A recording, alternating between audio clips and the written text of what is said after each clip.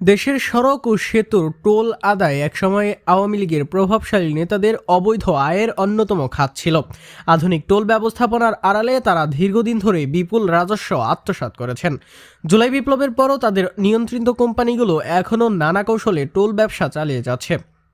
জানা গিয়েছে, সাবেক সেতুমন্ত্রী ওবায়দুল কাদের, সাবেক আইনমন্ত্রী আনিসুল হক, সাবেক প্রতিমন্ত্রী মির্জা আজম এবং খুন-গুমে অভিযুক্ত মেজর জেনারেল জিয়াউর আহসান নিজেদের কোম্পানির মাধ্যমে টোল ব্যবসা নিয়ন্ত্রণ করতেন।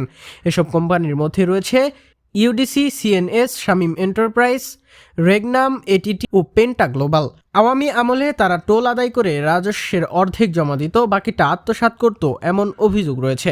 সাবেক আইনমন্ত্রী আনিসুল হকের প্রতিষ্ঠান সিএনএস দলীয় প্রভাবে টেন্ডার ছাড়াই 24% রেশিওতে যমুনা সেতুর টোল আদায় করে ইতিহাস গড়ে। বিগত এক যুগে তারা বিআরটি এর 5 ধরনের কাজও দখলে নেয়। বর্তমানে কোম্পানিটির ভৈরব, ঘোড়াশাল ও লেবুখালী সেতুর টোল নিয়ন্ত্রণ করছে। মির্জা আজমের নেতৃত্বাধীন ইউসিসি কন্ট্রাকশন এখনও মেঘনা, গোমতী সেতুসহ একাধিক টোল প্লাজা পরিচালনা করছে। কোম্পানিটি গত 17 বছর ধরে রূপসা, লালন শাহ ও কর্ণফুলী সেতুর টোলও নিয়ন্ত্রণ করছে। একইভাবে শামীম এন্টারপ্রাইজ ও ইউডিসি যৌথভাবে বিগত সরকারের অসংখ্য প্রকল্প দখলে নেয়, যার মধ্যে মগবাজার উড়াল সড়ক ও ঢাকা বাইপাসও ছিল। Asian traffic technology, ATT Sherpur ও ফেঞ্চুগঞ্জ সেতুর টোল নিয়ন্ত্রণ করে কোটি কোটি টাকা আত্মসাৎ করে।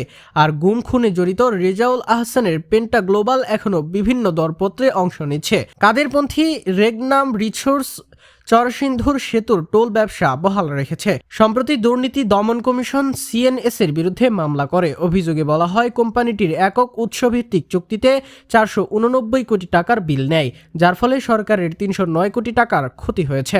মামলায় শেখ হাসিনা ও 6 সাবেক মন্ত্রী সহ 17 জন অভিযুক্ত। বিশেষজ্ঞরা বলছেন, রাজনৈতিক ছত্রছায়া ও প্রশাসনিক যোগসাজশে এই টোল ব্যবসা দুর্নীতির অভয়ারণ্যে পরিণত হয়েছে।